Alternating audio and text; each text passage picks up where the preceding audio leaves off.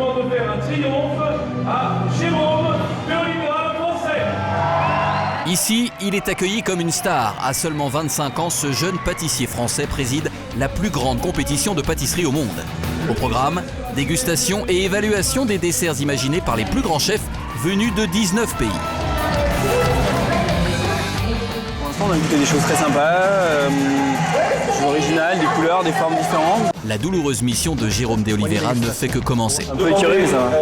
Cette compétition, Jérôme la connaît très bien. Il y a 2 ans, au même endroit, il était lui aussi dans ses box pour représenter l'excellence française et il a bluffé tout le monde. Un gamin, quelque part, surtout à son âge, il reste évidemment un gamin. Il a toute cette fraîcheur, toute cette audace des gens qui se permettent de faire les choses parce qu'ils ne savent pas que c'est impossible. Grâce à son originalité et une Amazone chocolatée, le petit génie a été sacré à 23 ans seulement le plus jeune champion du monde de l'histoire de la pâtisserie. Une victoire qui ne doit rien au hasard. L'équipe de France. Car tout petit, Jérôme est tombé dans un moule à gâteaux. À l'âge de 3 ans, je disais voilà, je veux être pâtissier. Donc voilà, j'ai réussi à en faire mon métier, ma passion. Très vite, il enchaîne les concours et intègre à 21 ans un prestigieux palace parisien. Comment, 4 ans plus tard, a-t-il réussi déjà à se faire une place dans la cour des plus grands pâtissiers du monde? Juste avant l'heure du goûter, nous retrouvons Jérôme, non pas en cuisine, mais dans la galerie du palace. C'est en vitrine que ses plus belles pierres précieuses trouvent leur place pour allécher les clients. On a la chance en fait d'avoir des pâtisseries qui sont mises en valeur comme des bijoux.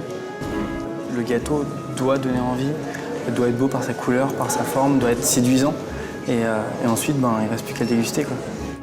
Et tout commence ici, au bout de ce couloir. Pas de coffre-fort, mais une cuisine et un Jérôme très occupé.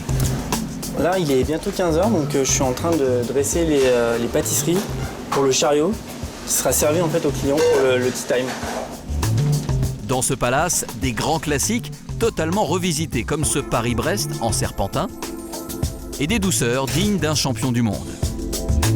Ici, on a un gâteau plus moderne avec une mousse très très légère à l'amande, avec un coulis exotique à l'intérieur pour mettre un petit peu de peps. À côté, c'est le Red Power.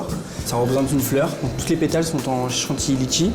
Tout est possible en pâtisserie, de par la forme, de par la couleur, de par le goût, de par les associations de parfums, tout ce qui est les textures, le croquant, le moelleux, on n'y arrive jamais au bout, quoi.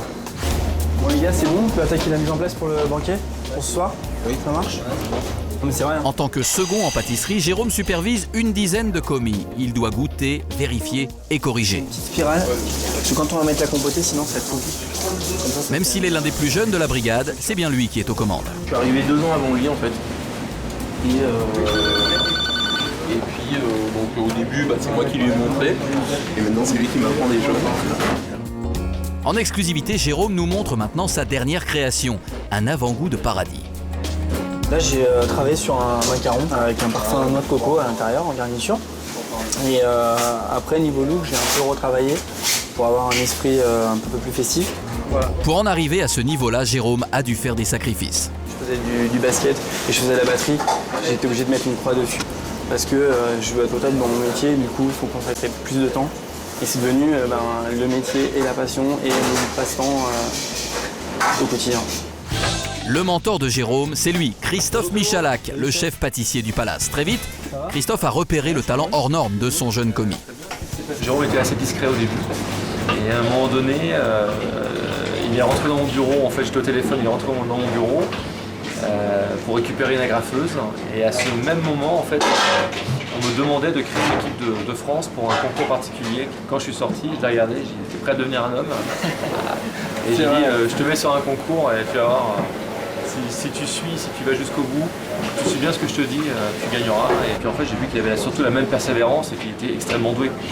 Qui sera le plus doué cette année? La Coupe du Monde de pâtisserie se poursuit. C'est l'heure de la dernière épreuve, la plus délicate. Les candidats doivent sortir leurs pièces montées sans les casser. Ces sculptures ont été réalisées à partir de sucre, de chocolat et de fruits en seulement 10 heures.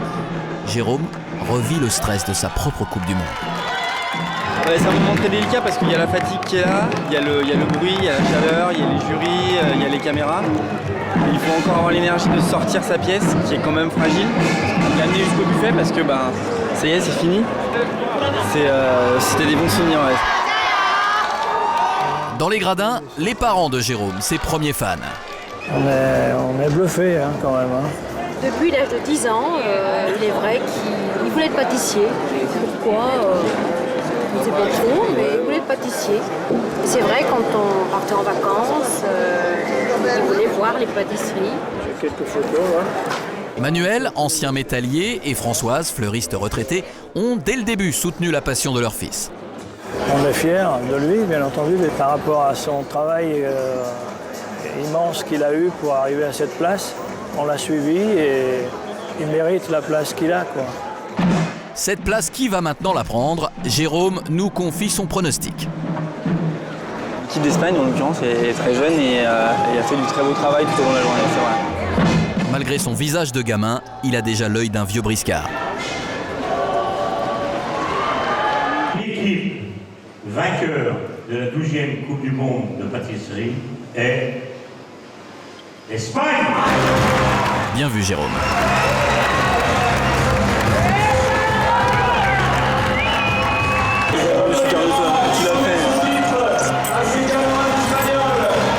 C'est logique des moments comme ça, franchement. Oui, j'avais des pronostics, mais j'attendais les notes. Même moi-même, je n'avais pas vraiment les résultats. Ça appartenait aux huissiers. Voilà notre champion. Alors, ça vous a rappelé des souvenirs? C'est sûr, ouais. Souvenir. Ouais. Pépé, ça va? Ça fait détenter. Ouais. Et maintenant, les mofs. Il a toujours rêvé d'avoir le col bleu, blanc, rouge. Donc, Bon, je vais aller travailler. avant d'être champion du monde. Avant... Il l'aura un jour. Tu l'auras. Notre jeune prodige n'a visiblement pas fini de se lancer des défis.